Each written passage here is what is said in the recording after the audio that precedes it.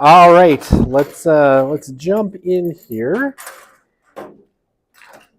So, just a couple of things to talk about really quickly. So the plan for today, as far as I can remember it, we're going to go through the rest of the unit on work. There's only a few slides left. We'll finish that up really quickly. Hopefully then, we'll switch over to sex and intimacy after that. And I'm going to try to move through it pretty quickly so that we get a chance, basically in the end of this class, beginning of next class, to watch just a short documentary kind of on the topic of youth sex. But trust me, it's not like an educational thing. It's actually really kind of interesting. So we're going to do that. Hopefully we can move through it relatively quickly, finish it up at the beginning of next class, and then move into religion and spirituality. And then, on the Monday after, it's the same kind of deal. We're going to have second midterm. So we're moving quickly through.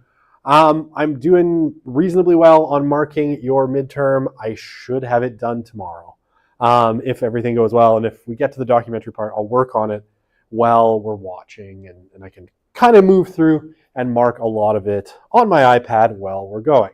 So I should have that back to you tomorrow. Excuse me. And all that fun stuff. So moving through pretty quickly. All right, any questions, comments, critiques, objects to be thrown before I start? No?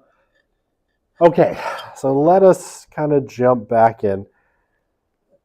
So we were talking about work last time, and I related to all of you my stories of woe in having worked in industry, right, for Enterprise Rent-A-Car for a period of 3 years after my undergrad, before I went back and started grad school.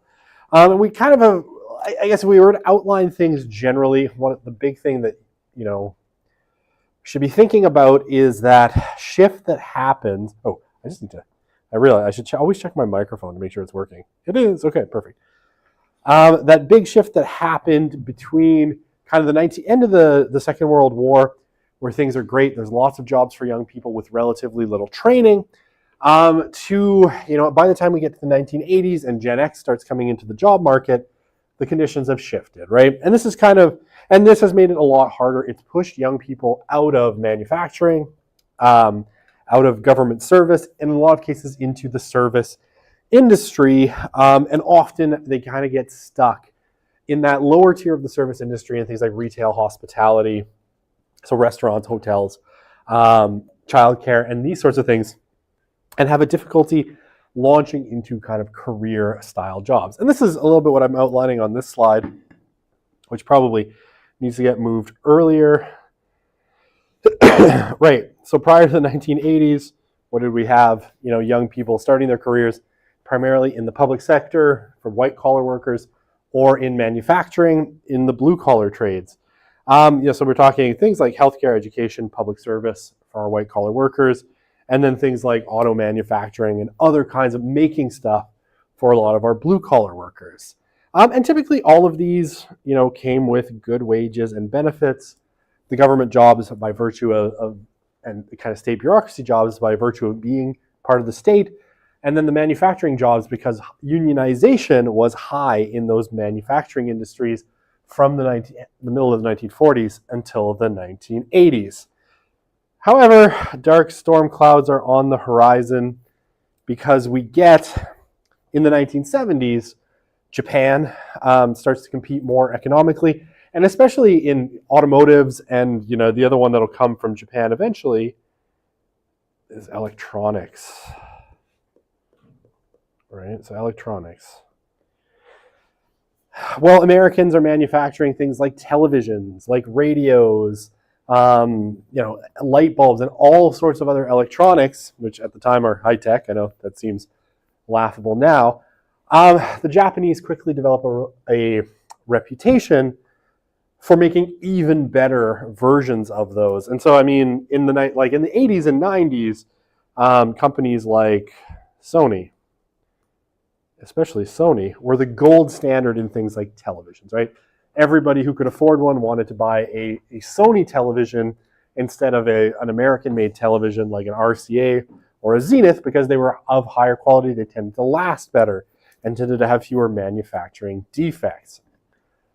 So, more competition, and some of the work, factories get put out of business in the US because they can't compete with the Japanese. And eventually offshoring starts, right? And you get movement of manufacturing to Japan, and then to the four Asian tigers, right? Which are South Korea, Taiwan. Taiwan also gets known for electronics, especially for computer chips. Hong Kong, and then Singapore. Singapore is the fourth one of the Asian tigers, right? And they all develop really rapidly in the 1980s, and they become major sites of offshoring. And then, kind of from the 80s and really picking up in the 90s and 2000s, China. China starts to become, the world's factory, or the factory to the world, and starts to manufacture a lot of things, high tech and low tech. And that remains the case. But I remember in the 1990s, there was a big deal about the made in China as a sort of brand, right? Of everything started to be made in China, and people started to notice that it was being stamped on just about everything, especially in the 1990s. So what does this do to young people's work? Well, there's no job. So along with the movement of manufacturing, governments have to start cutting back in the 80s and then really in the 90s in terms of government spending. So the size of civil service shrinks drastically, and this pushes all the young people into the service industry, where instead of good wages and all that, you get poor wages, poor benefits, that kind of, churn, transient workforce that we talked about last time, and little room for advancement, even if all the corporate structures there start to try and promise that you could build a career at Starbucks or McDonald's or Enterprise Rent-A-Car to try and keep young people engaged for longer. Okay. So if we go prior to really the 1970s, very few young people worked, right? In terms of they were mostly in school, and part-time work, was something that happened, not majority. With Gen X, it really, really picks up in terms of the number of people who start working, and we start to see a youth market dominated by part-time work. And part-time work prior to this had been somewhat uncommon, right? It wasn't something that was really part of the agenda in large parts economically. And to this day, right, because when we're talking about young people, right, we're going to be talking young people working, you're going to be talking mostly, between sort of 15 and 29, and a good chunk of this from 15 to 23, let's say, is also in school, right? So they're all working while they're also in school. So they do part-time work, and this tends to be in those low-wage, high-stress industries, especially customer service type jobs. Retail, hospitality are the two biggest ones that young people tend to work in. Now, in the 1990s and especially in the 2000s, how to put this? Some of the things that had sort of happened in manufacturing, right? A push towards greater and greater standardization, right? What's sometimes referred to as Fordism, right? So Fordism had really started in manufacturing, in the 1930s in major ways with things like the assembly line, right? And everybody starts to put together assembly lines and all of these sorts of things. What happens in the 1990s is you get a bunch of the consultant class, more loathsome beings could never be invented than business consultants. I'm entirely convinced. But what happens is they start to push and sort of advise companies that in customer service, and even at the kind of low end of retail, they need to be pushing for increased standardization. Sometimes this is also linked to McDonald's, right? I don't want to harp on McDonald's too much, but McDonaldization becomes a big buzzword in business as well, which is applying that very standardized model where you can take, the McDonald's restaurant and build a new one that's exactly the same as the other one, slot a bunch of random employees in and get the same product out. So Fordism or McDonaldization become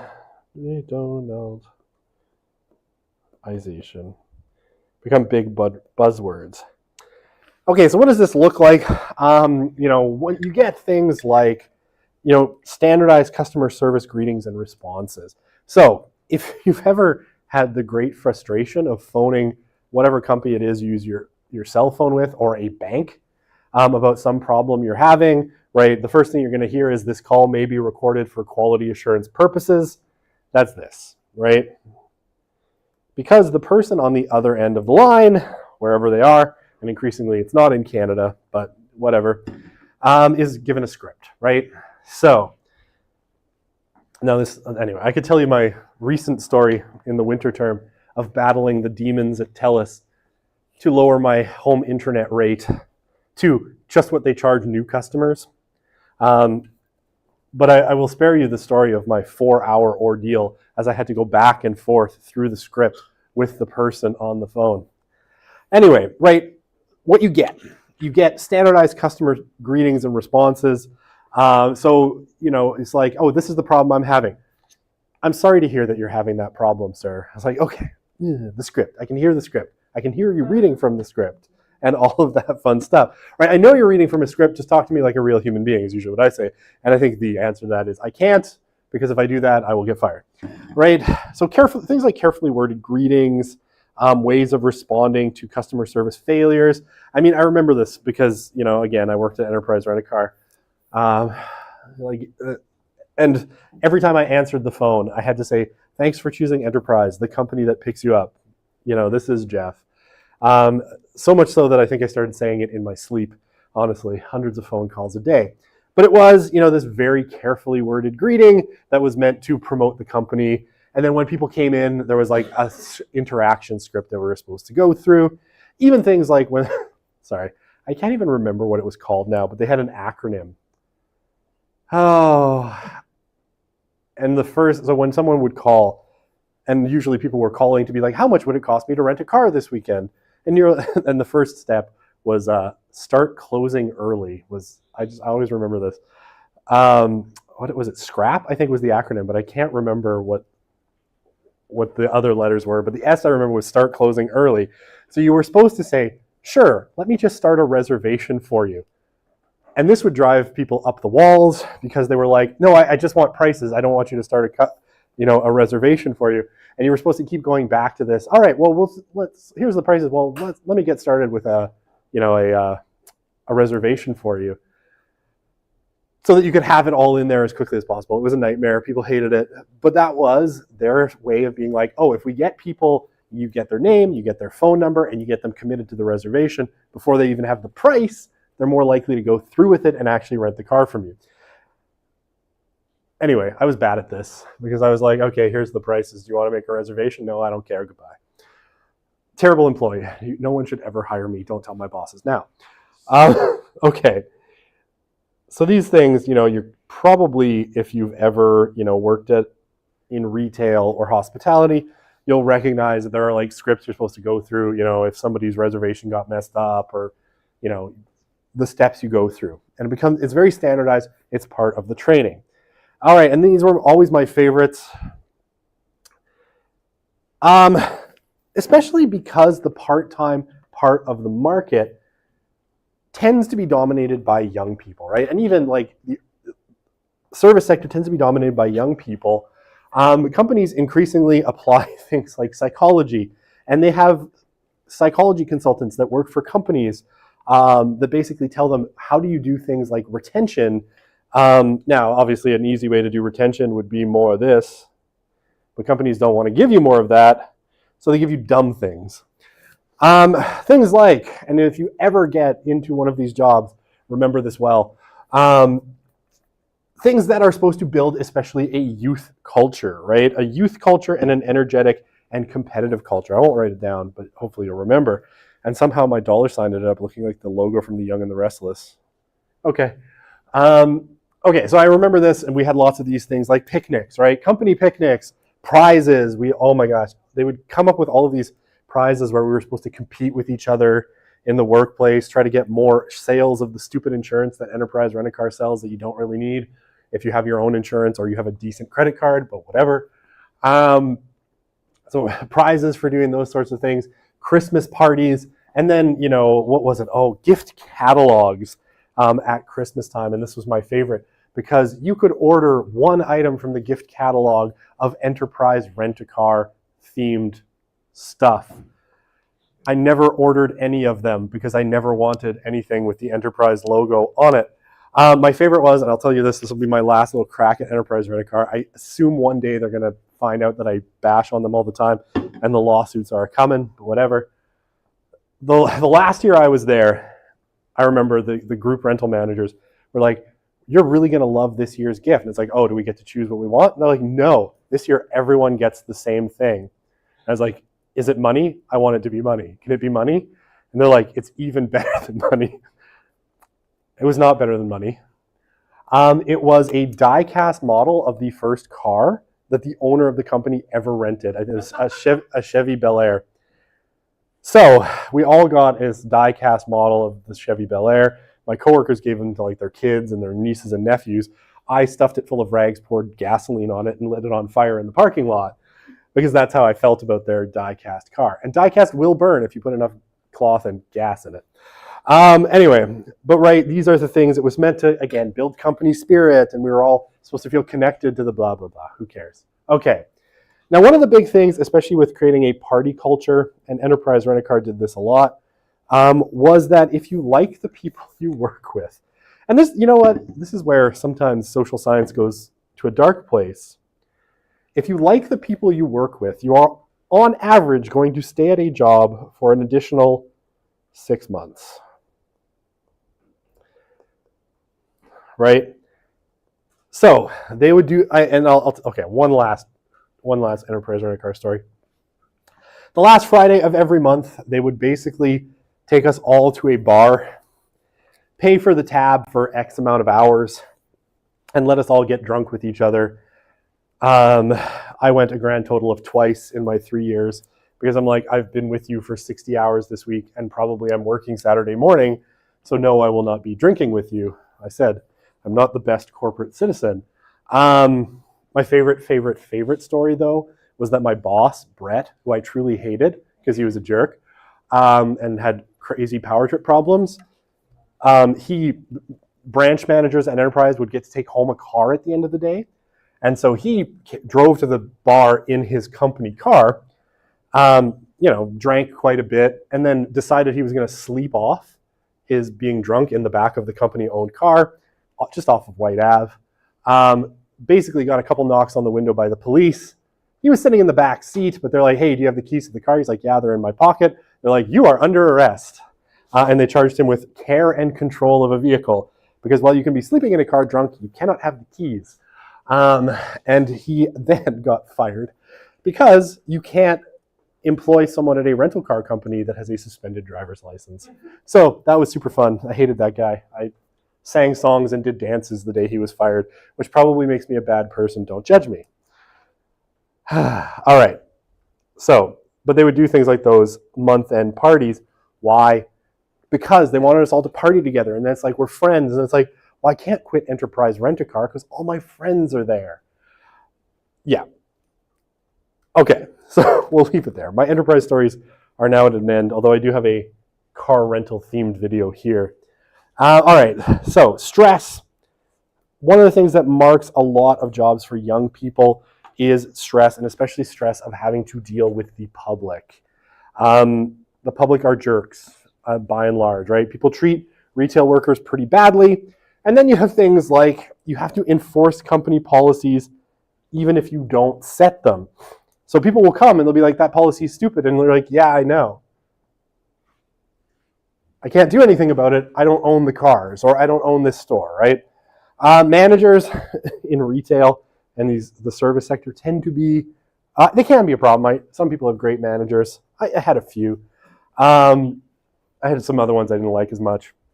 But managers, right, and especially young managers who are often in their first role of responsibility can be pretty bad, right? They can go on power trips and treat younger or newer employees a little bit unfairly.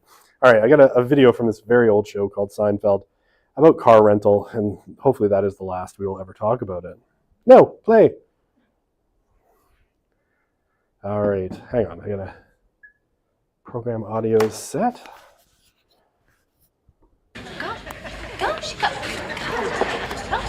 Can I help you? Name, please. Seinfeld, you made a reservation for a mid-size, and she's a small. I'm kidding around, of course. Yes. Okay, let's see here. 66 years old? Yeah, well, he's in perfect health. He works out. He's vibrant. You'd really like him. Why do people always say that? I hate everybody. Why would I like him? So what do you think? Could you go out with a 66-year-old woman? Well, I'll tell you. She would have to be really vibrant. So vibrant, she'd be spinning. Oh, I'm sorry. We have no midsize available at the moment. I don't understand. I made a reservation. Do you have my reservation? Yes, we do. Unfortunately, we ran out of cars. But the reservation keeps the car here. That's why you have the reservations. I know why we have reservations. I don't think you do. If you did, I'd have a car. See, you know how to take the reservation, you just don't know how to hold the reservation. And that's really the most important part of the reservation, the holding. Anybody can just take them. Let me speak with my supervisor. Here we go. The supervisor. You know what she's saying over there? What? Hey, Marge, see those two people over there? They think I'm talking to you. So you pretend like you're talking to me. Okay, now you start talking. Oh, you mean like this? So it looks like I'm saying something, but I'm not really saying anything at all? Okay, now you say something else, and they won't yell at me because they thought I was checking with you. Oh, great, I think that's enough. See you later. Good. I'm sorry, my supervisor says there's nothing we can do. Yeah, it looked like you were in a real conversation over there. But we do have a compact if you would like that. Fine. All right. Well, we have a blue Ford Escort for you, Mr. Seinfeld. Would you like insurance? Yeah, you better give me the insurance because I am going to beat the hell out of this thing. Please, fill this out.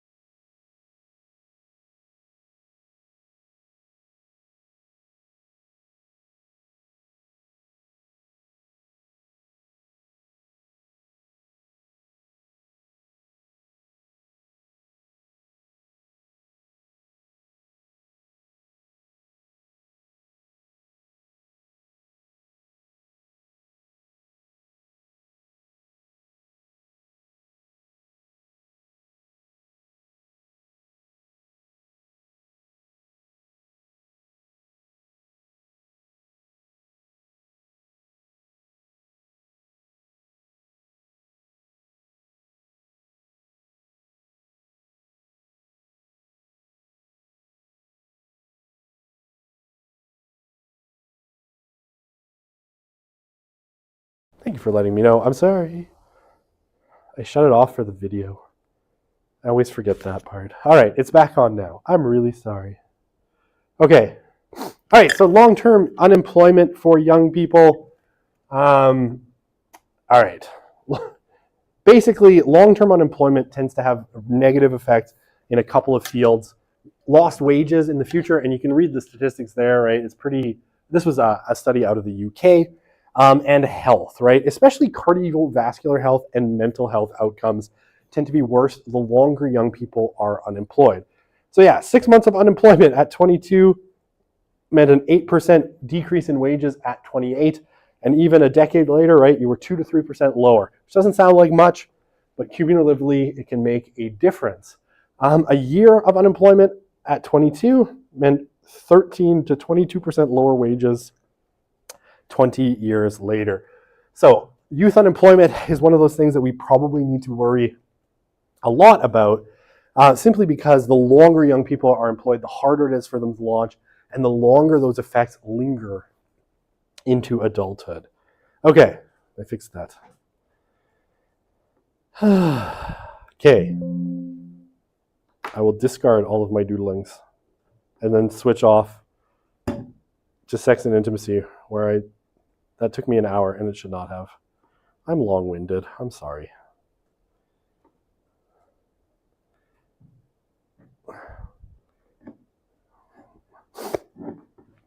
You see nothing. Okay, I gotcha. Duplicate. Ta-da. Okay. Make sure my...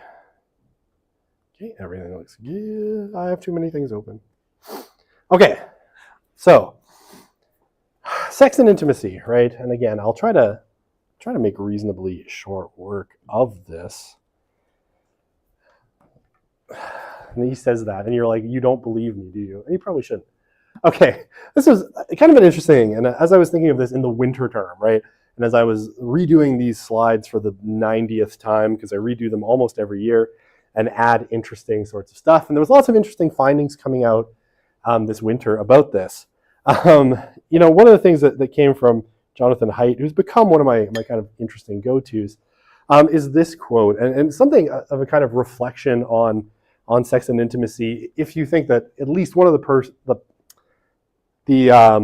purposes of sex and intimacy amongst adults is to have children, and this just kind of amused me, because literally I was about to start lecturing, and this popped up on Twitter, and I was like, oh, I should throw that in.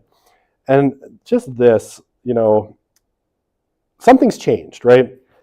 It used to be, that one of the things that societies were really good at were marshaling scarce resources into offspring, into young people, right? The result of sex. And increasingly, attitudes have really changed about what the purpose of sex is. And I think it's kind of encapsulated, in this, separated from sort of religion. One of the things that I think is kind of interesting is we've created societies, and this is what Haidt says in his book, The Righteous Mind, they're the least efficient ever known at turning resources, of which they have lots, into offspring, of which they have few. So something has definitely shifted, and we'll talk about TFR, or total fertility rates, marriage, and all that stuff a little bit. And then just this quote from Seth Rogen, who I find a truly detestable human. Sorry. I really don't like Seth Rogen. I've never found any of his movies funny. And maybe it's because I have a weird sense of humor. I don't know. I'm told he's a very funny person. I don't get it. But one of the things that always bugged me about him was, I think he showed up on Colbert at one point. It was like, yeah, everybody should drop out of high school. I dropped out of high school and it worked out great for me. And it's like, I don't know that that's good life advice to just be giving to people, but okay. But this, I do find interesting, he and his partner were fucking psyched all the time. Cool. We're lying in bed on Saturday morning, smoking weed and watching movies naked. Chilly. If we had kids, we could not be fucking doing this, right? Which I think is an interesting kind of commentary, that this is something that obviously a prominent person thinks is, kind of a life goal, doing drugs and watching movies naked. Okay, so I think I've kind of hinted at this a few times in the course. But it appears in lots of ways, especially amongst young people, but I'll show you in a minute. It's amongst everybody, but it's most pronounced in some ways amongst young people. We've entered a sort of sex recession, right? A moment in time where people are having much less sex than they used to. Okay, so this happened to pop up in the LA Times, and again, this was, I think, linked by Ryan Burge, who's one of my favorite social scientists. He's a political scientist out of University of East Illinois. He posts like graphs about religion on Twitter every single day, and he has a blog or a Substack called Graphs About Religion, which means in my sociology of religion class, he's an indispensable sort of resource. Okay, so what do we see is that basically, well, let's look over time. So in the 10-year period from 2011 to 2021, as tracked in the California Health Interview Survey, what we've seen is a huge increase, or not a fair increase, let's say, in especially this dark blue category. So this is young people aged 18 to 30 who basically report how many sexual partners they report in the last 12 months, right? And what you see is the zero partners have risen quite a bit. So they've pushed out a lot of things. One partner has stayed, I think, roughly the same, right? It's pretty consistent. It moves around a little bit because this is a weird bar graph. But two or more partners has shrunk quite a bit. And you see this, again, this is just for California, but I think you can see similar trends in other places. What do we see? Basically, well, it looks like women are doing a bit better on this, right? So basically, a third of women say they've had no sexual partners compared to 43% of men.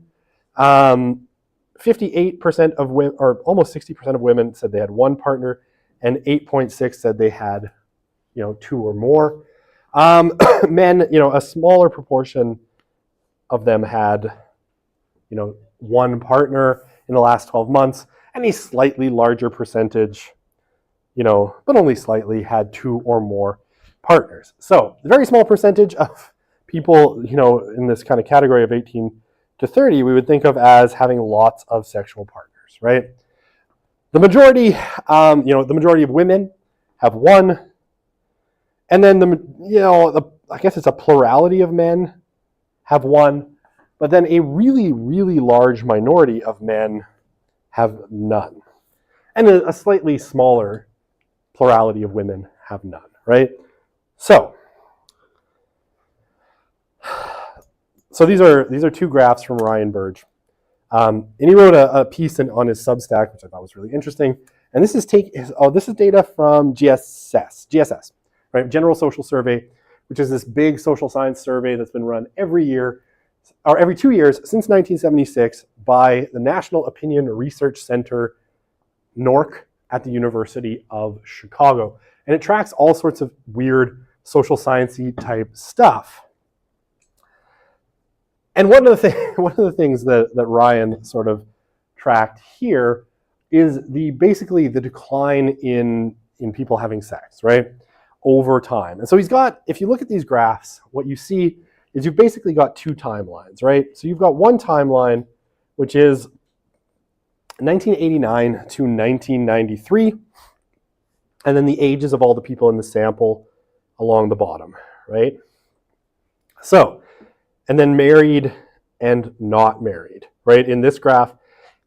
And then here, it's just the overall population in these periods. So what Ryan will basically suggest is that what we see overall is that in this sample of 2016 to 2022, people were having all over the board, were having considerably less sex than in the past, right?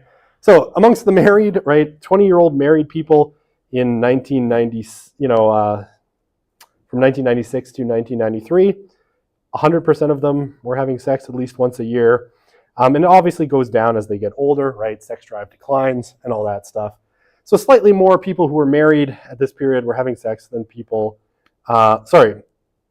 married people were having sex in this period than in this 2016 to 2022. So something's happened in the intervening years where people, even those who are married in this age group, have less sex, right? And there's going to be some percentage that aren't having any sex at all, even though in that graph they're married. Amongst the not married, right, the same thing. There's this kind of weird crossover point where at about 40 years old, the not married start to have more sex than,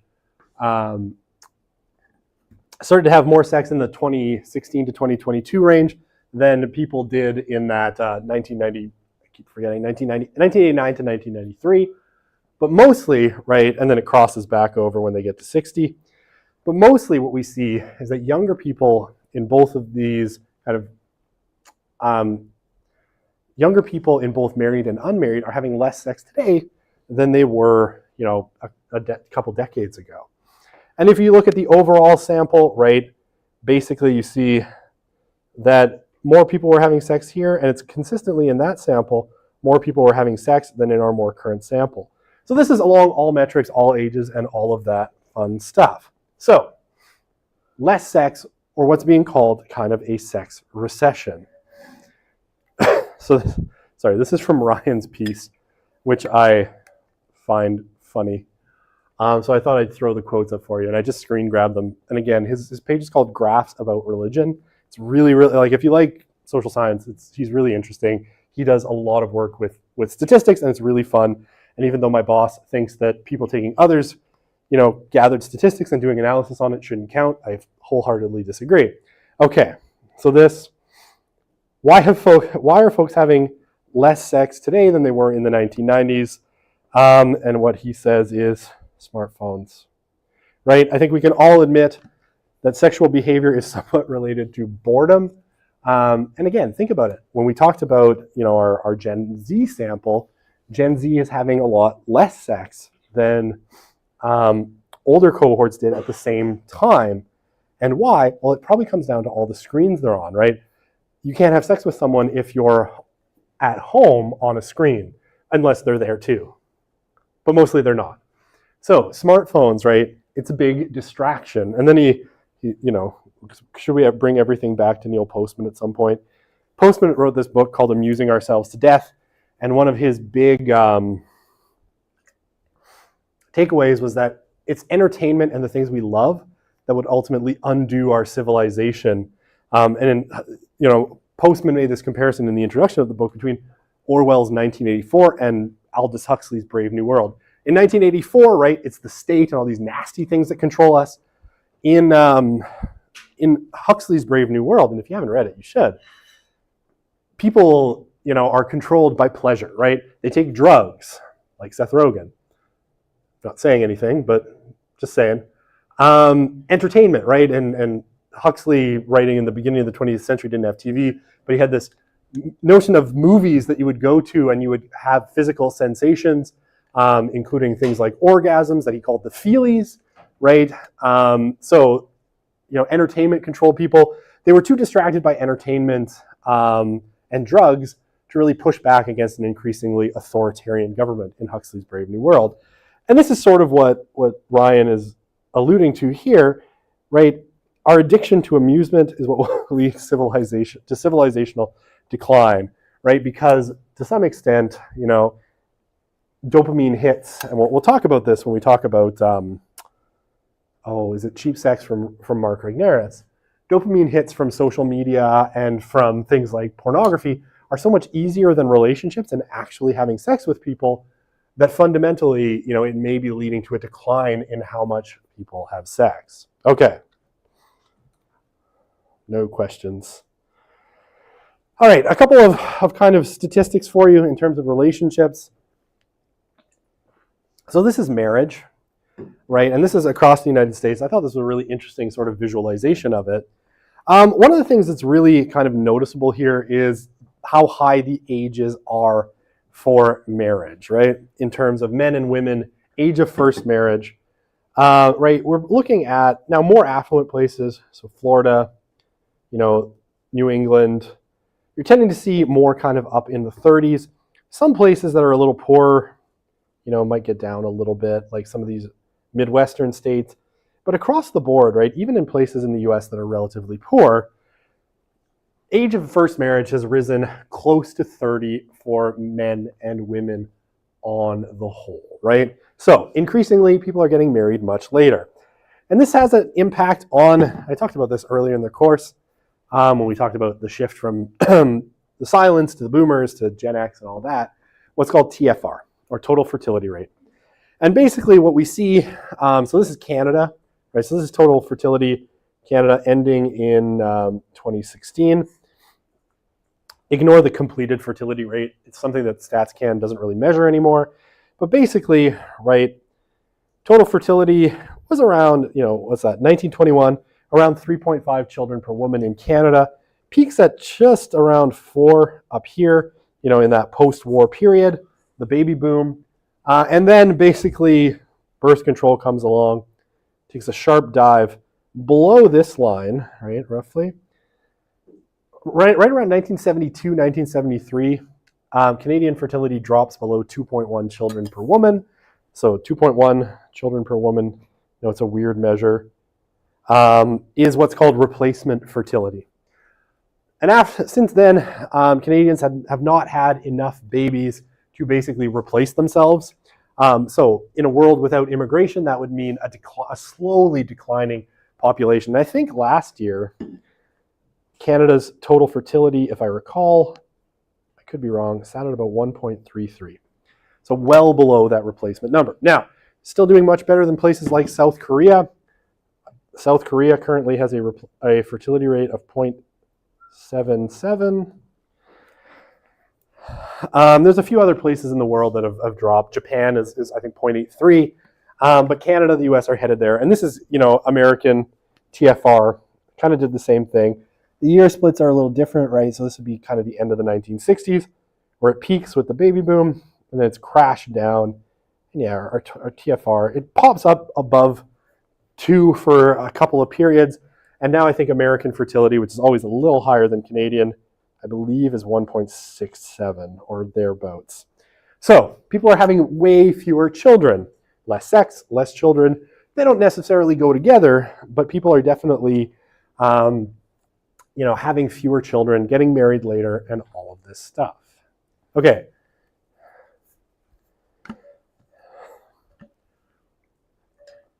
That is a really interesting question. So I would, on the whole, so there's a couple of different theories about this. One of them in general is that religious people are much more likely to have relatively large families. If you look at, I'm trying to think, I think it's not that much higher, but like conservative evangelicals in the US, I think their fertility rate is about 2.2 children per woman. So just above replacement, right? Yeah, so it's higher on the whole, but it doesn't seem to be that much higher. In Canada, it's not a whole lot higher at all. It's something like 1.7 compared to 1.3 in terms of religious people to non-religious people. So it might play a role in general. And one of the things we know is that our nothing in particular is atheists, agnostics have very few children on the whole, and religious people have somewhat more. But it's not, the difference isn't as big as you might think. And there does seem to be a sort of community effect, right? The one place that sort of defies this trend is Israel. Israel's TFR amongst Jews is 3.2 children per woman, right? It's relatively high, but you have a whole bunch of weird stuff with Israel. There's a lot of Jewish nationalism, right? We have to keep the Jews alive, and the only way to do that is to have lots of children. And when everybody's having lots of children, everybody else tends to have lots of children too. As it's kind of declined in North America, everybody's started having fewer children, except my friend Jared, who's very Catholic and has 11 children. And I'm like, but why? 3 sounds like more than enough. But he's incredibly Catholic. I hadn't seen him in about a year, and I bumped into him, and I'm like, oh, how are the kids doing? He's like, yeah, well, the youngest one is 11 months. And I'm like, wait, you had another one in the period since we talked last? Crazy. Anyway, that's not typical, even of religious people. Religious people tend to have a few more. I mean, they definitely don't have premarital sex at as high of rates. They do tend to get married a little younger on the whole, especially if they're pretty conservatively religious. But on the whole, the trend is kind of in the same direction as everyone else, to fewer children. And that's probably driven by you needing to come and take sociology of religion with me to explain everything I'm talking about. But things like secularization at the micro level, or in personal decisions, things like economics play a bigger role. So yes, it's an interesting question. It probably plays some role, but you would actually think that people moving away from religion, a lot of the prescriptions against, say, premarital sex would go away and people would have more sex. That doesn't actually seem to have done it. But again, I don't think it's religion or non-religion. I think it's technology. Okay, let's talk about hookup culture.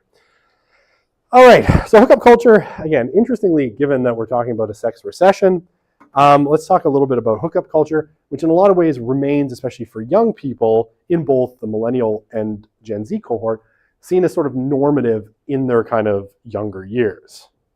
Okay, I'm going to play this clip from Donna Freitas. She's a good egg on this. She's done a lot of interesting research. I'm going to shut off the microphone. I'm going to try to remember to turn it.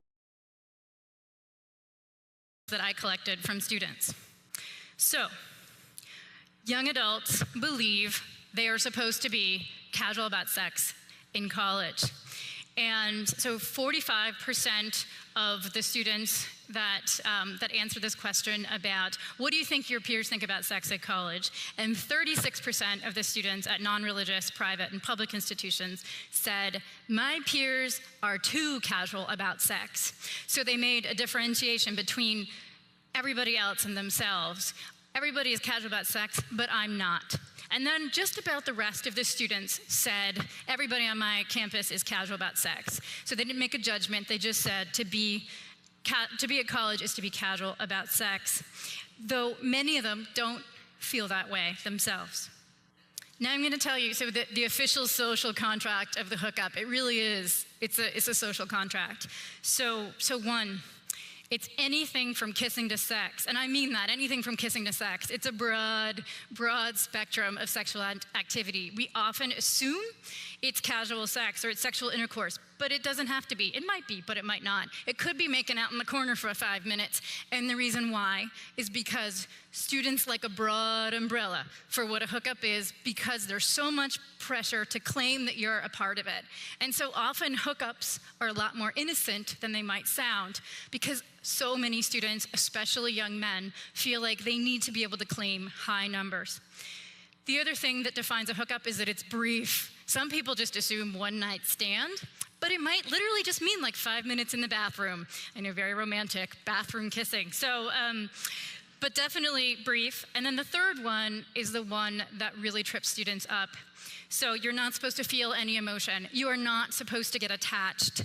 And so communication equals bad. So you're not supposed to communicate, because if you communicate, you might actually start to care. Then the fourth unofficial one I'll add is alcohol. So many students that I talk to will say things like, without alcohol, nobody would ever get together. Without alcohol, nobody would ever kiss. So, what do college students say about their hookups? So the students who talked about their hookups from my study broke up in the following way. 41% of them talked about their hookups as making them profoundly unhappy. So they used words like, hookups make me feel unhappy, abused, sad, disgusted, duped. So a lot of sadness. And then there's these 23% who are ambivalent, and 36% who are more or less fine. And I put them almost together because there's really a fine line between the students who say they're ambivalent and the students who are just fine. And so the students who are ambivalent use the word whatever all the time, which is why I like to call them the whateverists. So they would say things like, hooking up is whatever, it's whatever, it's whatever. And so therefore they're the whateverists. And then you have this other group, they're the happiest bunch in the hookup crowd, I think, and they say that their hookups are fine. And that's it, they're fine. Not fantastic, not fabulous, but fine. And I think we often assume that a hookup is going to be this very exciting, wonderful, freeing experience of sexual intimacy where you're at a party and you see someone you think is hot and you tell your friends, look at the hot person, and then you go and you conquer the hot person and you're like, wow. And it's more like the way the students describe, you're drunk, you're at a party, you're sitting on the couch, it's 3 a.m. You're looking around. You don't know where your roommates went. You're tired. You don't know how you're getting home. You look next to you. There's this person. They look at you. You're like, all right. And so those are the fine, ambivalent sorts of hookups. Not so exciting. Which brings me to, hookups are efficient. Now let me explain that. That's not my language, that's the student's language. I remember the first time I heard that, I started hearing it a couple of years ago when a student told me, well, hookups are efficient. I remember thinking, efficient? You mean like a vacuum cleaner? So I think, so that the students are getting, that group, that whatever's group in the middle, they're getting bigger. Students are getting more ambivalent about sex. They're getting better at the hookup contract, right? Because to not care is to be ambivalent, to be whatever about it. So hookups are efficient. And when you ask students what they mean by that, they will say, well, we're really busy. We're also overscheduled. We have such long to-do lists. We have so much to get done. Everything is go, go, go. We're always on, and everyone expects that of us. We have no time for relationships in college. We have been told by the forces that are. But we got to get our sex done, kind of like you got to get the dishes done. That's how they talk about it. And so hookups are efficient. So it's efficient sexual intimacy. So students on college campuses today, if you talk to them, they will often tell you that they believe hookups are their only option. And there's a lot of suffering in hookup culture. There's a lot of sadness. There's a lot of alienation. And the ambivalence that I see growing on college campuses around sex, I think, is a form of suffering. So I want to mention romance and dating, because in the middle of all this hookup culture and this hooking up and talking about how sad they are, how ambivalent they are, or how efficient hookups are, if you ask students today about dating, they get all excited. And so I asked every single student for my study, so what's dating like here? Do people date in college? And I got the same answer over and over again, which was something like the following. Nobody ever dates here. People don't date any college anymore, and we're not allowed to date. But then they would finish, but I wish they would. I would totally go on a date if someone asked me, or I would ask somebody out if it wouldn't be weird. And so I heard this so often, over and over again, this, there is no dating, but I wish there would be, that I got to the point where at the end of my interviews, I wanted to tell the students, listen, I know you think that nobody ever dates here. However, when you leave this room, someone is going to be waiting to come talk to me. If you think they're cute, you should totally ask them out, because believe me, they want to date you. If they're not your type, just come back. I'm here all week.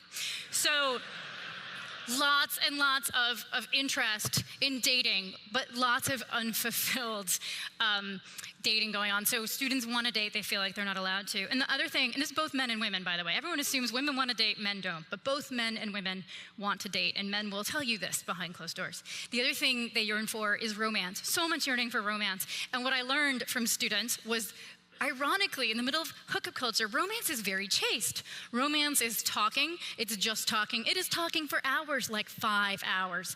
So, and not just anywhere, not like in the hall of your residence hall. So it's talking for 5 hours in a really lovely place. Like ideally there's a picnic blanket, ideally there's stars, or perhaps 100 candles lit in the room. As a former res life person, I remember thinking, but you're not in your residence hall room because you might burn the hall down.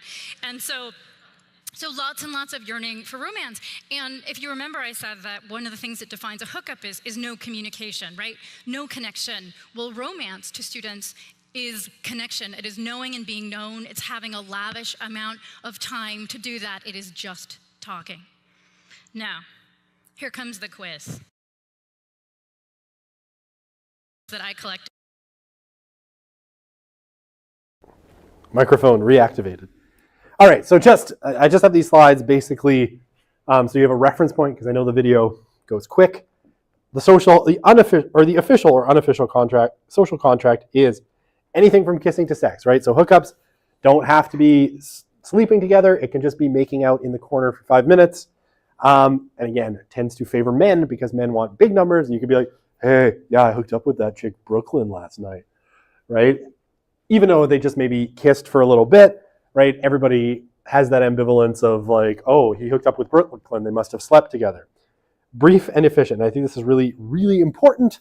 Hookup culture is all about efficiency because, overscheduled, busy, intimacy is for later, because right now it's all about, getting those experiences of college, of young adulthood, right? And I think hookup now kind of stems, well into that 29-year-old kind of range, right? Before people are really starting to get married, there's a lot of hookups going on in your 20s as well, even after people get out of university, because that culture they have is carrying over. And this idea of like, I'm too busy for a relationship, but I absolutely want some kind of sexual intimacy. So there you go, brief and efficient. It's allergy season. I saw all the poplar fluff flying around today, threatening to choke me to death once again. All right, zero emotions, right? So you don't get attached. One of the worst things you can do in hookup culture is catching feelings, right? Catching feelings sounds like catching a disease because you're not supposed to, because, emotions aren't efficient, and then alcohol, unofficial. But, one of those things that helps lubricate those social interactions where, making out with a complete stranger might seem kind of awkward if you're not drunk. Okay, she talked about this, so again, I won't belabor these, but 41% profoundly unhappy, and then the rest are hard to distinguish, that additional, 69% are hard to distinguish, right? But 59%, not 69%, 59%. Hard to distinguish, but it's like, it is what it is, or more or less fine with it. No one seems overly excited about it, though. And so what I will say is that in a lot of ways, I would say what she's sort of getting at is that hookup culture has overtaken dating culture, right? Where there used to be, and again, I've talked about this when we talked about, the silence and the boomers. There were these really detailed social scripts, right? Where it was like, how do you go from young person to young person who's coupled with someone to married young person, right? There were all these steps that you went through, and it was pretty clear what that progression was. And that was sort of dating culture in lots of ways. But it's been replaced by hookup culture, which is much less determinate, right? It's focused on different things. It's about having sex in an efficient way, and fitting that into busy schedules. Now, Freitas will say most young people still want relationships, but the culture seems to have prioritized away from it. And hookups are seen by some as a possible pathway to a relationship. But I described in another class, right? The silent, you find someone in high school or college that you really like, you start going, seeing them, then you go steady, then you pin them, then you get engaged, right? And it was a very linear kind of, start here, end here. And this, the hookup culture is much more, the direction is more like, right? Same joke as last time. It's very convoluted, right? Because you hook up, maybe if, it goes well, you might have multiple recurrent hookups with the same person, right? Friends with benefits or something like that. Then you're kind of hoping maybe that people catch feelings and that you might start to date. But what sometimes happens here is, now if you've caught feelings, you violated the social contract of the hookup, because you're not supposed to have feelings. And so the other person, if you get clingy or whatever, can discontinue the relationship, which leads to terms like ghosting, which again, I don't need to tell you what that is. Okay, how am I doing here? All right, I will go a couple more slides and then I'll take a break because I'm running out of tea and need a refill before I cough myself to death. All right, so did I go too far? No. Yeah, one of the things that she'll suggest is that the biggest problem is people don't know how to date, or they are afraid of dating, right? Because a lot of those social scripts don't exist amongst their peers, so they've been forgotten, they've been lost. The art of dating in some ways has kind of been lost, according to Freitas. So people hook up. They don't date, they hook up. And I have this infographic. I don't want to belabor it too much because it's not super scientific, but this was a student poll done at Duke University in 2018. And I think 2018, I don't know if the date is on here. I'm pretty sure it was 2018. And basically they asked, 2014, spring 2014. So earlier than I thought, 10 years ago. 622 Duke students responded to this survey, and basically 67% said they never engage in sexual acts outside committed relationships. So most people want to be in committed relationships if they were to do anything. But I think what's interesting, 76% want to be in a committed relationship, but only 39% are. So not even half. Yeah, 75% hook up with one or fewer times per month, so either once or zero. But I think what kind of was most interesting to me, how many people felt comfortable asking someone on a date, and it was 25% of women felt comfortable asking someone on a date. So 75% of women didn't, and 42% of men felt comfortable. So minorities of each, for men and women, felt comfortable asking each other out. So some of that, script of how you enter these relationships, has kind of broken down. This is something that was noticed too by a researcher, I think she's at Boston U, called Carrie Cronin. And she taught a class on dating and intimacy. And one of the things that she ended up starting to do was one of the assignments for the students who weren't, part of a couple was a dating assignment where your assignment was actually just to go ask someone out on a date. And there were some really funny rules, like, so it was no alcohol at all. The dates had to be 90 minutes or less. The theory being leave them wanting more. Like if it's going well, leave them wanting more. Don't overdo it on the first date. The date could only end in an A-frame hug, right? So both people leaning in.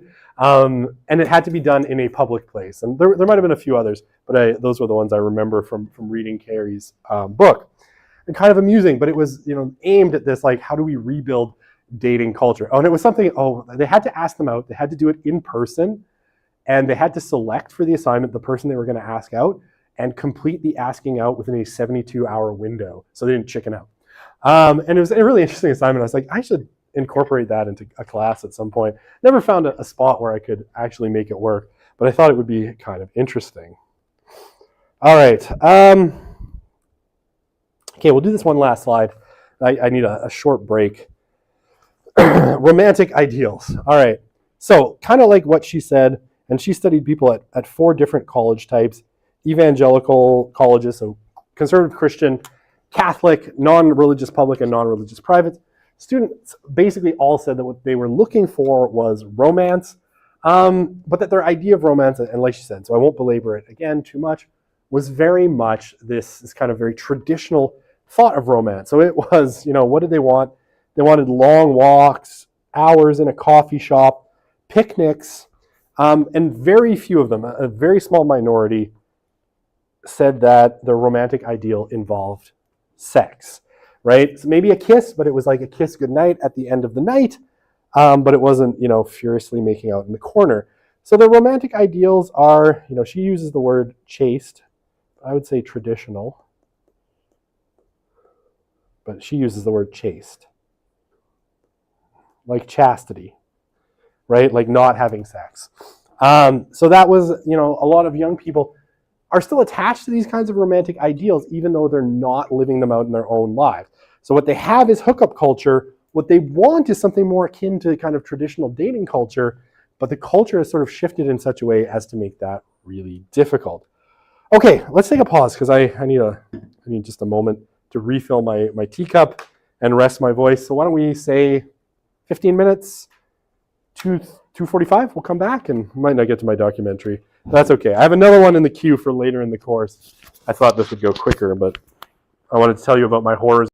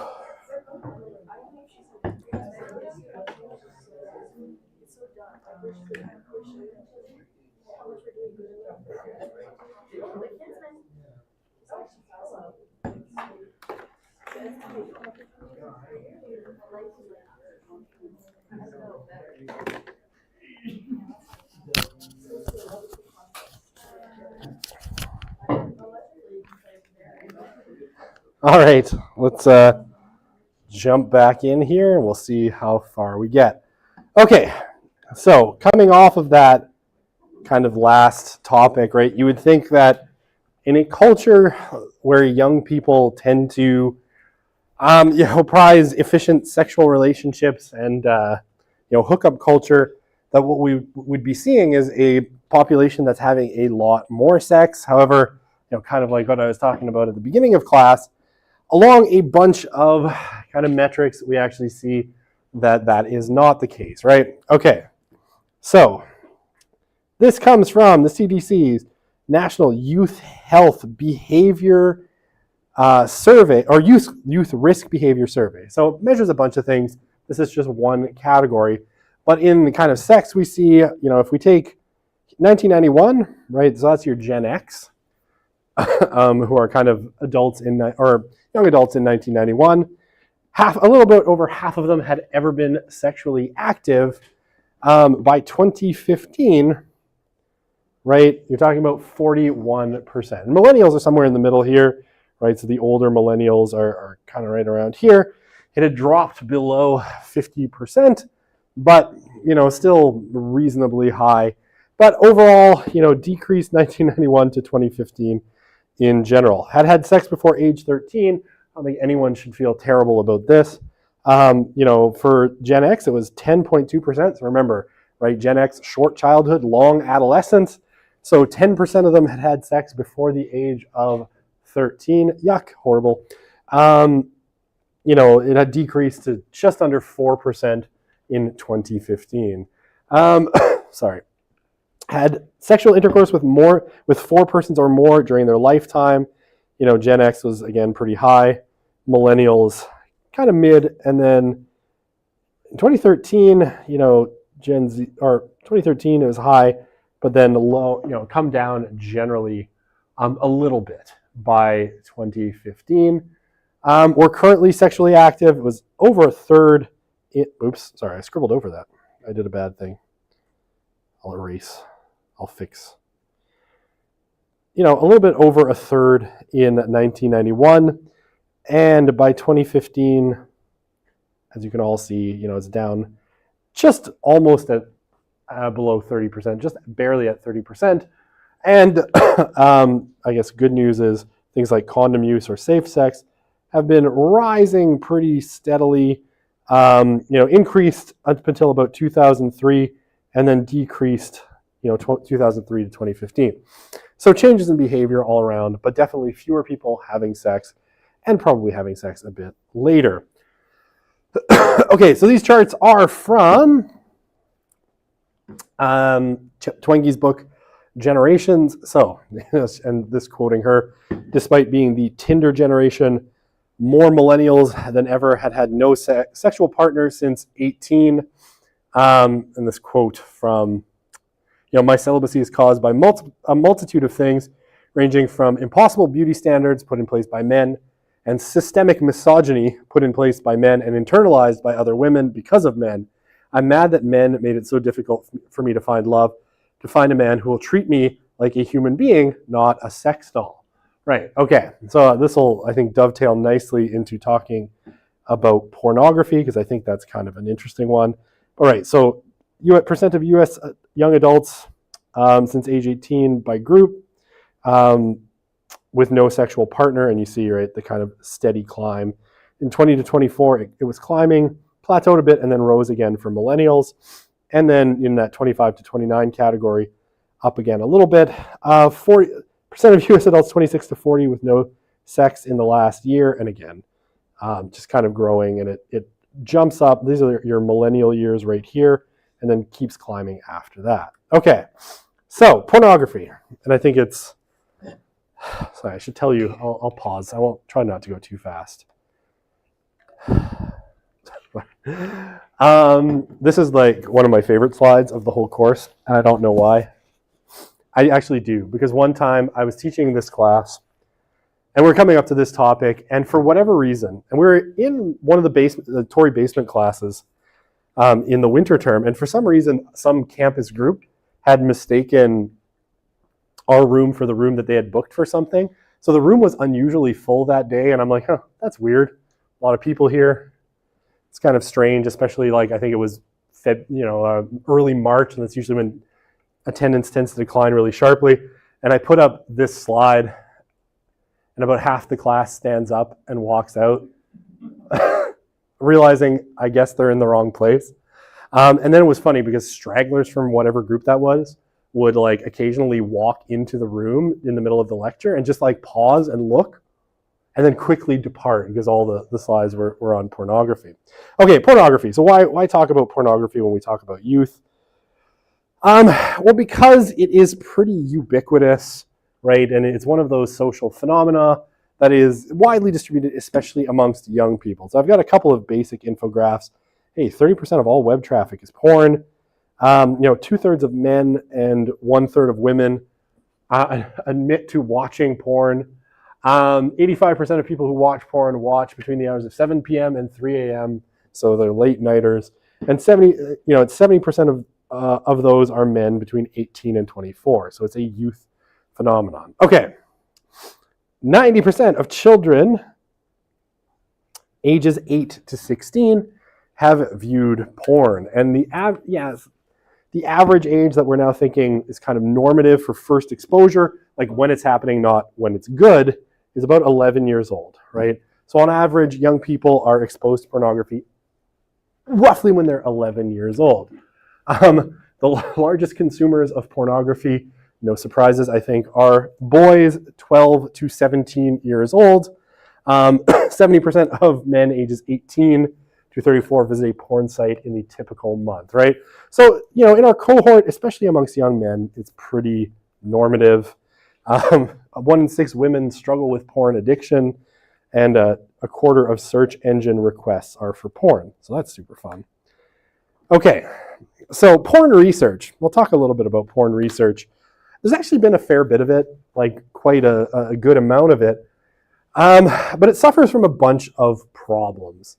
And one of the kind of anecdotes that one person attempting to research pornography said, they wanted to do what's called a randomized control study, right? Because a lot of the sort of studies about pornography are, people want to know what the effects are. Like, if you are watching a lot of pornography, how does that change your view of women or sexual relations or all of these sorts of things? But there's a lot of problems. One is social desirability bias, right? People will always tend to admit to less porn use than they actually engage in. Fewer hours, less visits, that they don't use pornography at all, because it's still seen, at least in some quarters, as relatively shameful. So RCTs, right? Randomized control tests, where you basically try to, see what the effects of something are, and you have a control group that you test that against, have proven relatively impossible. One study tried to do it, right? And they tried to do it on a college campus, and maybe that was their mistake. And they attempted to find a large enough control group of young men who weren't using pornography so that they could test some of the attitudes against. And they basically went through 4 waves of recruitment. And after the 4th wave of recruitment, they canceled the study because they were unable to gather a large enough sample of men who hadn't viewed pornography in the last year. So that's one of the problems as well. Especially with young men, randomized control trials are really, really difficult to organize. And the last one, a lot of times, and this is something that especially pro-porn advocates and pro-porn kind of researchers tend to lean on, is a lot of brain scan studies, right? And actually, excuse me, both sides have made lots of appeals to, like pro and anti-porn kind of researchers have made lots of appeals to these brain scan studies that show, porn changes your brain, or something, whatever. I don't know how they do this. They're like doing functional scans on people's brains while they're watching porn. Sometimes that's weird stuff. Anyway, there's profound methodological issues with them, and generally almost all of them have suffered from low sample sizes, making generalization impossible. So there's lots of areas of porn research. The most interesting ones, though, I think have been survey-based. I broke something. I'm back. Okay. Survey-based research and qualitative research on pornography and people's attitudes. And basically, we look at the major sociological and psychological literature on pornography. Okay. Excuse me. There's two kind of areas of concern, and principally, body image is one. And you'd think it's probably mostly amongst women, though increasingly amongst men, it's a concern as well. I'll show you some quotes from some studies by Hebernick et al. That are kind of interesting on this, and some literature reviews that have gathered a lot of the literature on pornography, kind of talk about it, and relationships, especially what people expect in sexual relationships and how they conduct themselves in sexual relationships. Okay, so body image. So the top quotation here is from Naomi Wolf, and she's a famous feminist. Here's what young women on college campuses tell me when the subject comes up. They can't compete with pornography, and they know it. For how can a real woman with pores and her own breasts, even sexual needs of her own, let alone speech that goes beyond more, you big stud. I love that quote. Possibly compete with a cyber vision of perfection, downloadable and extinguishable at will, who will come, so to speak, utterly submissive and tailored to the consumer's expectations, right? So, big problem. And then this piece, this is on the sex recession, a really interesting piece from the Atlantic. A major Dutch study, so this was a study of pornography, found that among men, frequency of porn use viewing was associated with concerns about penis size, and quite a few people comparing themselves basically to, the actors in pornographic videos. Okay, so Owens and al., right? So this is a review of research. That's what I was wanting. It's a review of research from 2012 that basically kind of looked at, a bunch of the different studies on pornography to kind of try and figure out what is going on. Okay, so female body image, right? Basically, the girl should be small, thin, and inferior, while the guy should be muscular and superior. That was the message girls were taking from this. And that there's a pornographic script for body type, sexual performance, reinforced by consumption of pornography, sexually explicit material. And it creates, I should get my highlighter out. That's what I'm going to do, highlighter time. So unrealistic and concerning expectations for both men, or males and females, who participated in the study. The men expressed insecurities about their ability to perform, and the women about body image, right? So bad for men and bad for women. So men were concerned with their ability to perform, as well as porn stars were generally hopped up on performance enhancers, right? Cialis and Viagra, and all of these sorts of things, as the men in the pornography they viewed, and the women felt that the women they saw in sexually explicit material represented the ideal body type, right? And one said she felt very unattractive. You can say you aren't influenced by this, but no one can resist. You do want to have the ideal bodies, right? So body image, a big concern. Now relationships, and this is where, this is a study by Hebernick et al. From 2019, and Debbie Hebernick is one of the leaders on this. And generally, I would have classed Hebernick in the sort of sex-positive feminist, pro-porn kind of category, but her research is really good and fairly objective, unlike some of the other sex-positive feminists who will tend to skew findings, I think, a little bit more. Okay, so out of this study by, oops, that's my highlighter, not my pen.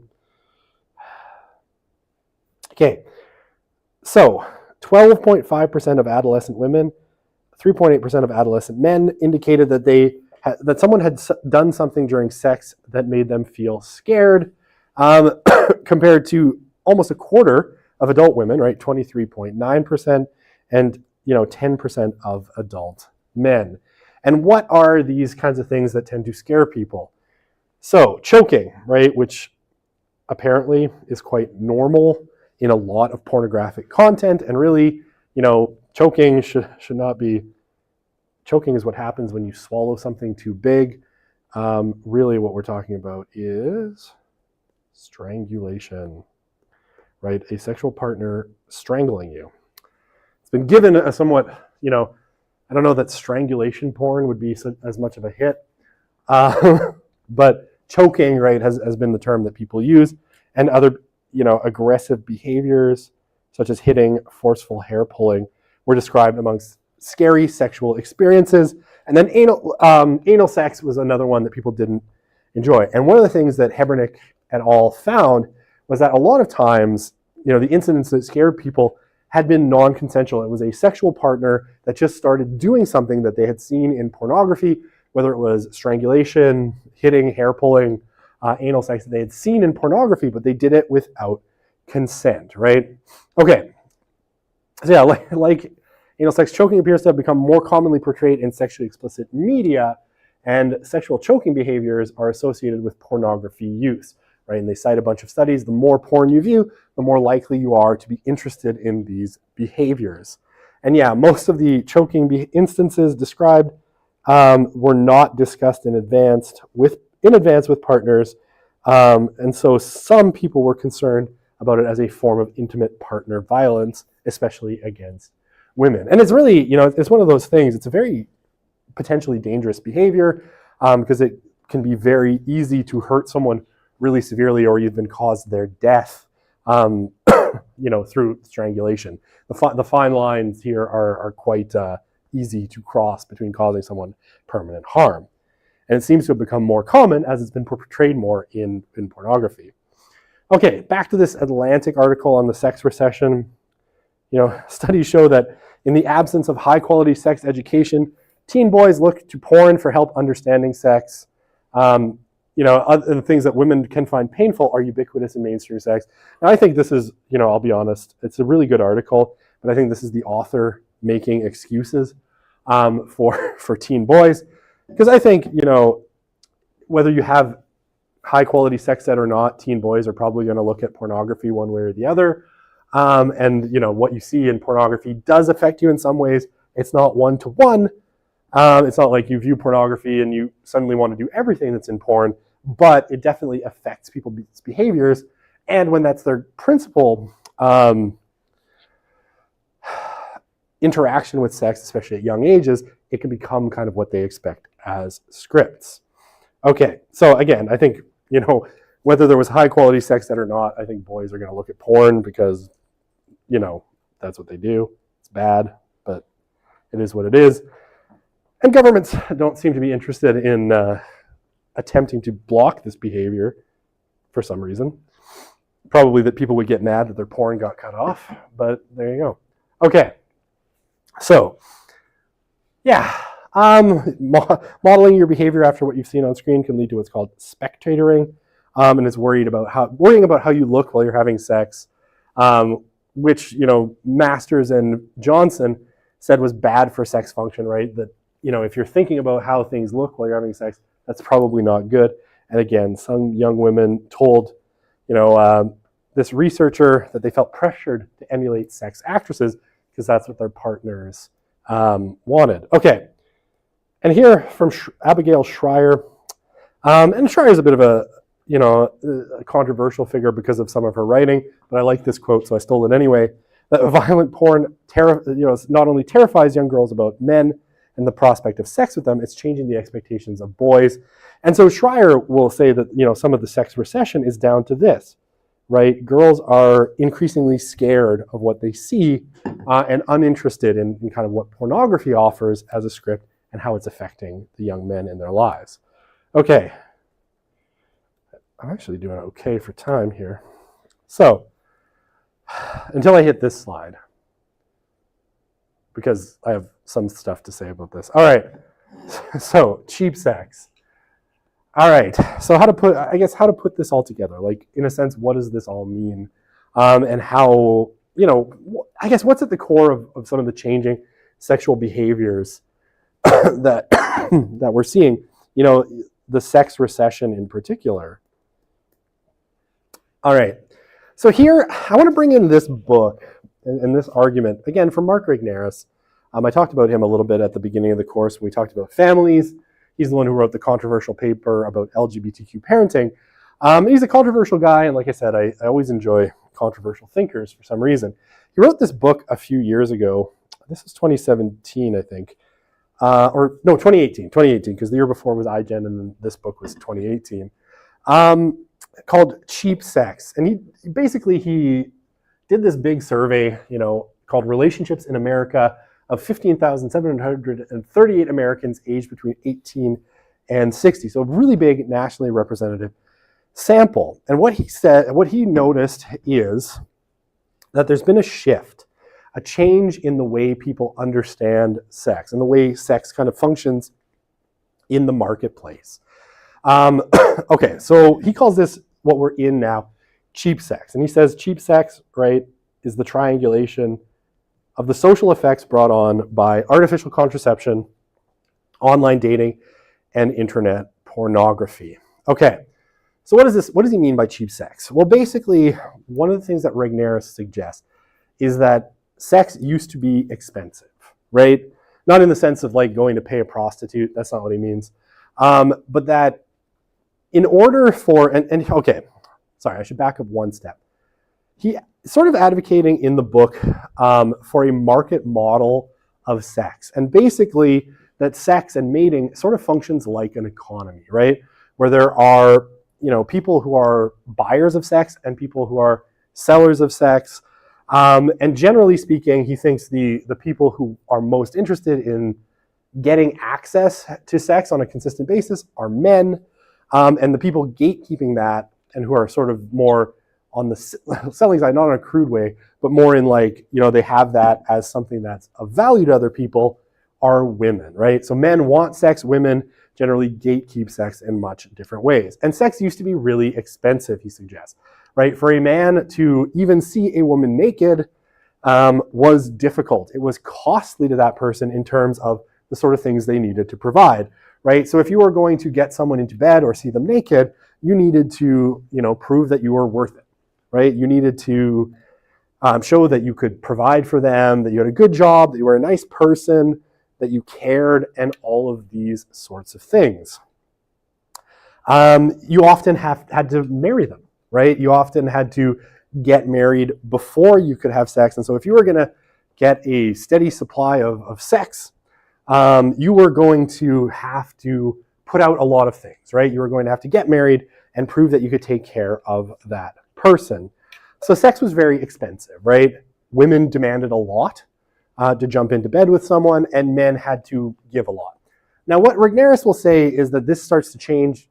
We've talked about this in the end of the 1950s, early 1960s with artificial contraception.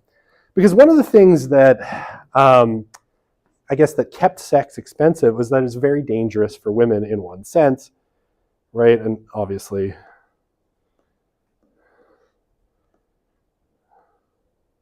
right, sex equals babies. Inevitably, if people started having sex prior to contraception, eventually the woman was going to get pregnant, outside of infertility, and that was risky for women, right? Because prior to kind of women having a lot of options in the job market, if you had kids out of wedlock, socially it put you behind, economically it put you behind.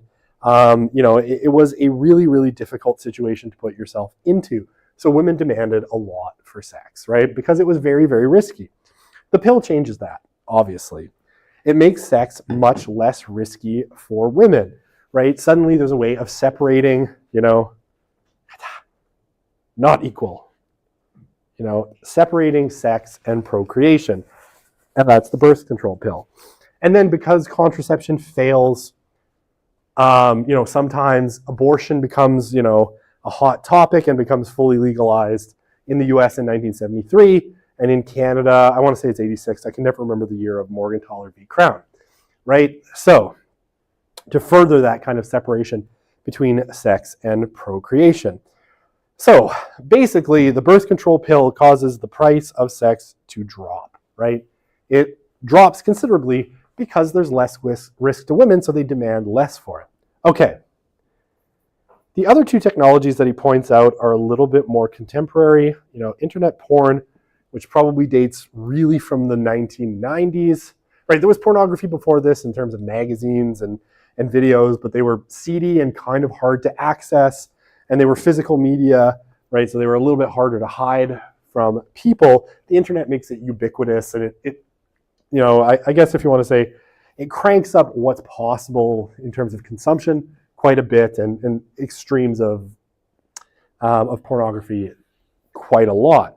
So, and then online dating, and maybe online dating really, we're talking about the 2000s and really in the 2010s where it takes off in major ways. So how do these two things change the value of sex? Okay, so I'll talk about porn maybe last, but I'll say for online dating, roughly speaking, this is Regnerus's claim, if we wanted to say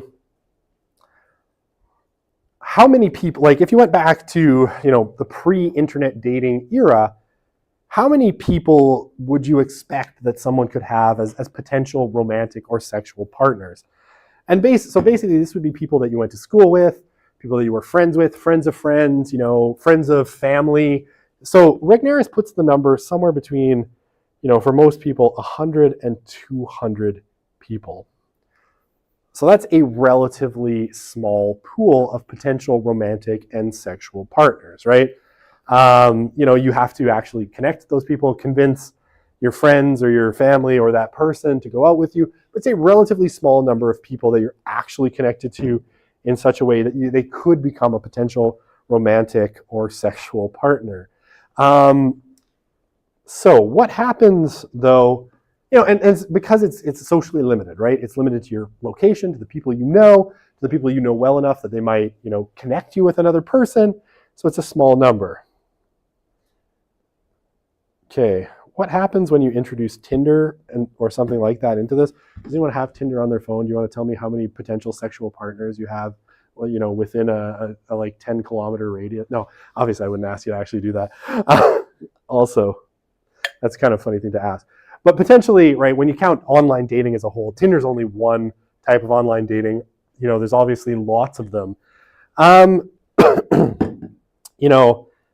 What Regnerus will say is that increases the potential dating pool, to tens of thousands, thousands, tens of thousands.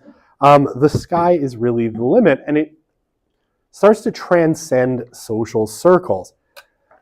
So again, what Regnerus suggests is that this precipitates a sort of race to the bottom in terms of access to sex. Because there are so many potential sexual partners out there, it creates what's called essentially a collective action problem. And one of the things he notes is that most women, if you ask them, and he did in his Relationships in America survey, how long would you ideally like to wait before you become, sexually intimate with a potential romantic partner? And most of them say somewhere between 2 to 3 months.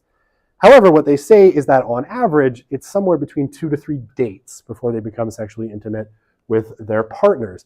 Because the assumption sort of is there, and you see it in the qualitative data, that if you don't kind of, to put it crudely, put out relatively quickly, people are going to move on because there is such an abundance of potential sexual partners available through online dating. So again, it makes the cost of sex much lower, right? Or it might have taken months or years, in the past to convince someone to have sex with you. Now it's days or weeks, a relatively short order, because the fear is, well, if I don't give them what they want, they're going to move on, and presumably you like the person and you care about this, they're going to move on relatively quickly. And Sherry Turkle, she tells a really interesting story in a book called Reclaiming Conversation. and the book's really about how technology has affected people's relationships. And she has a section on romance, and she had an interview with one young lady at a college. I can't remember which one. I have to look it up in the book. But basically, this young lady, recounted a story where she had just, been intimate with a young man, and he was off in the bathroom, and she immediately picked up her phone and started scrolling on Tinder. And she's like, I don't know why I did it. We had a good time. I really like this person, but I just wanted to see what else was out there, right?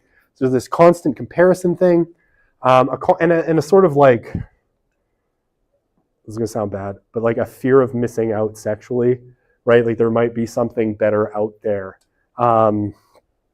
Just waiting around the corner. Now that sounds even worse. But there might be something else out there that's more exciting than the thing you currently have. So it lowers the kind of, again, the investment you need in order for a relationship to become sexual. All right. And the last one. So porn, he says, the cheapest form of sex, right? It's the cheapest form of sex. Why? Because it's essentially free. So, yeah, it's basically free, right? You can go on to Pornhub or any number of websites on the internet and find a virtually limitless supply of internet sites and videos and images that are sexually titillating and meant to sort of, help you scratch that itch, if you will. So it's so cheap, though, and what Regnerus says is in some cases it's so cheap and it's so easy that people may just not bother with the relationships at all, right? Because they can simply get, and we'll talk about this too. We'll come back a little bit to this when we talk about Jonathan Haidt's book, The Anxious Generation. Because one of the things that he'll suggest is that the availability of internet porn, along with online video games, has really changed the way that boys interact with the world in major and really distressing ways. But yeah, you don't really need a relationship. I mean, you should, but a lot of people don't feel like they do because they can, sort of get the dopamine hit that you would get from sex with a real person with internet porn. So what does this lead to potentially? Well, negative pressure on how much sex millennials and Gen Z are having, right? Potentially that sex recession, especially the pornography, is actually sort of pushing people away from relationship formation and marriage, pushing those down and pushing those even later because there's no need, right? So forming long-term relationships is less, but increasingly it looks like it's actually, all of these technologies that make sex so cheap, but especially porn, which has made sex so cheap, according to Regnerus, and I think he's right, have made it so that people don't even need to seek relationships with real people because they have these digital images of perfection that they can, I don't need to tell you. Okay. How are we doing? All right, 3 more slides, and then we got to decide what to do. All right, because I'm lower on time than I'd like to be, but we'll see. All right, so I do want to talk just a little bit about, I know I talked a little bit about this with the generations thing in Gen Z, but I do want to talk a little bit, when it comes to sex and intimacy, about LGBTQ identities, because this is another thing that's kind of interesting. It's a bit of a hard swerve, let's say, from porn, but I think it's kind of interesting. All right, so I'm taking these results from Gallup. Right, so Gallup is a big polling firm. They do a lot of really interesting research all over the world, and this is from the United States. And just, I want to highlight again the generational shift that's happened in terms of LGBTQ identification, right? So, American self-identification as LGBT, so the question, which of the following do you consider yourself to be? And you can select as many as you want. And identifying as some form of LGBT, right? In 2012, it was about 3.5%. 2020, it was 5.6. What does this look like internally? I think some of these numbers are kind of interesting. Okay, so the breakdown amongst those who consider themselves LGBT, right? So 11% lesbian, about a quarter gay, over half bisexual. Now, I will say this is predominantly women who identify as bisexual or girls. Transgender, about 11%, so about as many as lesbian. And other, queer, same gender loving, asexual, there's a bunch of terms under the other umbrella, 3.3%. Now, the percentages amongst the US population, though, are pretty small. So 0.7%, 1.4, are lesbian, 1.4 are gay, 3.1% are bisexual, 0.6 are transgender, and 0.2 are other. Okay, looks a little bit different once you break it down by generational cohort, however, and you can see, how much this has shifted from. Okay, so here they're calling our silence traditionalists, which I did warn you about earlier in the course. But you can kind of see the changes in a lot of these generation to generation. And we'll just focus on the kind of the LGBT, right? So if we look at, the silence, only about 1.3% said they were LGBTQ. A little bit more of the boomers, a little bit more of Gen X. It takes a really, really big jump for millennials, and then another big jump for Gen Z. So clearly, by the way, I do not understand this last category. This one always confuses me. And I will say this is one of those instances where I think that by giving people a way out, you've created bad research design. Because do you really have no opinion?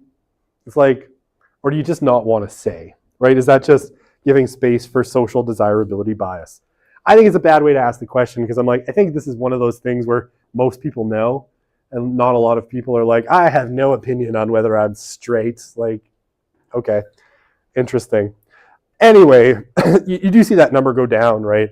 So it kind of shrinks, although millennials and the traditionalists apparently are about the same. But generally it's a pattern of shrinking.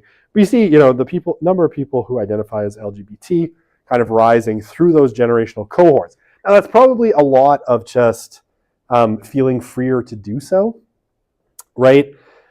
People who basically are like, oh, there's less stigma, so they're more able to identify as LGBT. Okay, well, I think these are interesting ones too. This breaks it down by category. And again, you see the kind of story, bisexual, 0.3% for the boomers and traditionalists, rises a bit for Gen X, a bit more for Gen Z, or for millennials, and then a big jump for Gen Z. This one's a little bit more stable, right? Not a big difference between millennials and Gen Z. Same kind of thing here.